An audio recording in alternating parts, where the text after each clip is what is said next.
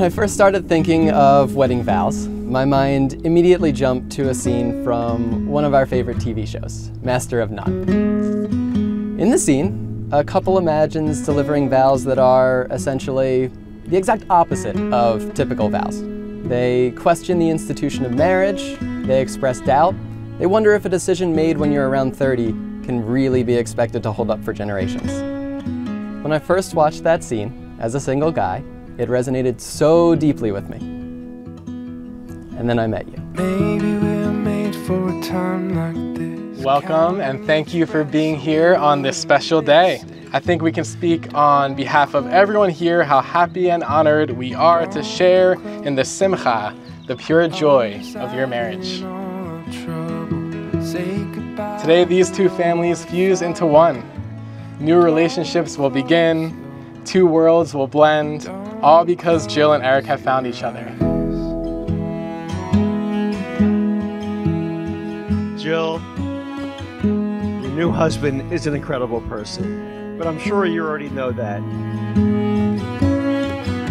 All said and done, get your breath somehow. Eric, Mom and I couldn't be more proud of you. And Jill, it was obvious from the first time the two of you met that this day was meant to be. And most importantly, you have filled Eric's life with so much love since the day you met each other. Together, you share a mutual respect and love for one another, encouraging each other to be the best versions of yourselves. For when one finds true love and a deep connection such as you both have found, dreams become reality and life takes on a brand new meaning. Ooh, I don't cry, you look so beautiful. In a way, a new life begins today, a new life together, with such an exciting future ahead, full of family, love, and compassion. Mazel tov. Love has been defined as passion, and we've all felt that, but their commitment to each other and to understanding and accepting each other for who they are is just amazing to me. And I think it's something we all, no matter how much older we are, need to aspire to. So thank you for teaching us that. Tonight, my daughter married a dreaded Eagles fan. And I am the happiest guy in the world. Eric Hahn, falling in love with you didn't feel like falling at all. Instead, it was the most empowering, uplifting, and affirming experience of my life. I have to admit that before meeting you, I never quite believed in the existence of soulmates, and I never subscribed to the idea that I had another half. Quite honestly, the independent feminist in me resented the concept, and the social worker in me champions the idea that all human beings are inherently worthy and whole. And yet, it's so hard to remember a world without you in it. A me without you is unrecognizable.